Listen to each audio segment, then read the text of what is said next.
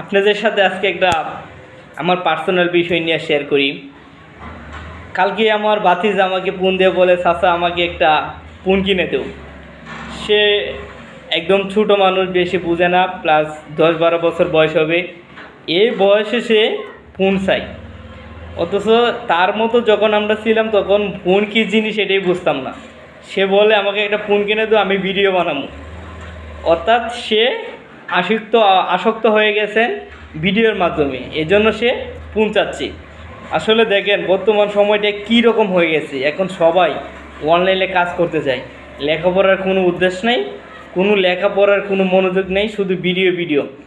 আসলে জানি না সামনের প্রজন্ম কি হবে, আমাদের ভবিষ্যৎ প্রজন্ম কি আছে। আমি কথাটা শুনে খুবই নার্ভাস হয়ে গেলাম। এতটুক বয়স ছেলের মাথায় কি চিন্তা ধারণা চলে আসলো।